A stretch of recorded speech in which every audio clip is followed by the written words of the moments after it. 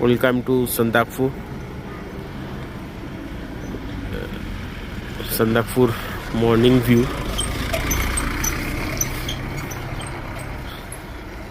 এখানে এই যে স্লিপিং বুদ্ধা, এর সামনে যেটা দেখা যাচ্ছে এটা ফালুট। আমরা এখন দাঁড়িয়ে সন্দাকফুতে। এই সামনে এদিকেও ফালুট যায়, ওটাই হচ্ছে ফালুট। এখান থেকে মোটামুটি যেতে 2 ঘন্টা মতন টাইম লাগে, কিন্তু দেখলে মনে হয় এখান থেকে একদমই সামনে। আর ফালুট থেকে কাঞ্চনজঙ্ঘা হচ্ছে 11 কিলোমিটার বেস ক্যাম্প অবধি। আর এই পার থেকে মাউন্ট এভারেস্টও দেখা যায়। 1 মিনিট।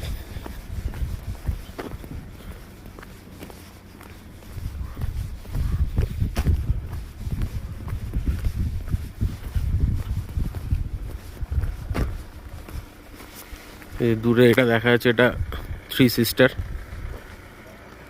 আর এটা হচ্ছে মাউন্ট এভারেস্ট লোপছে পুরোটাই।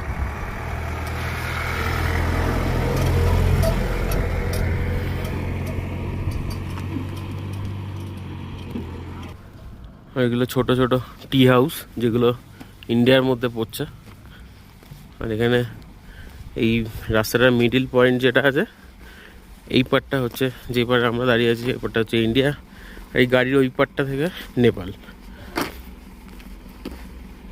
এই হচ্ছে মানে পুরো বর্ডারের মিডিল পয়েন্ট একদম বলতে গেলে। এখানে দুটো ভালো হোটেল আছে, যেটা হচ্ছে একটা এই সানরাইজ হোটেল, দুটো যেটা দেখা যাচ্ছে আন্ডার কনস্ট্রাকশন উপরে। আর এটা হচ্ছে শেরপা চ্যালেট। আমরা শেরপা চ্যালেটেই আছি। এখানে ভালো সবই, টেম্পারেচার অনেক হাই এবং হাই অ্যাটিটিউড। কিন্তু এখানে একটা জিনিস, কোনো ওয়াশরুমে কোনো গিজার থাকে না, গরম জলে কেটলি থাকে, ওর মধ্যেই সব জল গরম করে ওটা ইউজ করতে হয়, কারণ এখানে ভোল্টেজের প্রবলেম প্রচণ্ড। এই হচ্ছে হোটেল।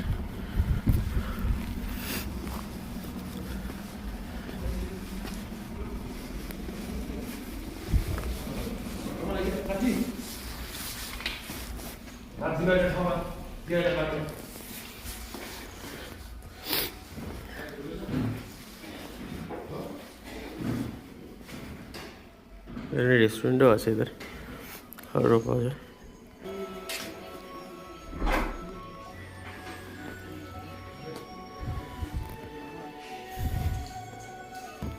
এখানে সব নেপালের টাইমে চলে, যেহেতু রাস্তার এই পারে নেপাল, তো পুরো এদের নেপালের টাইমেই চলে। নেপালের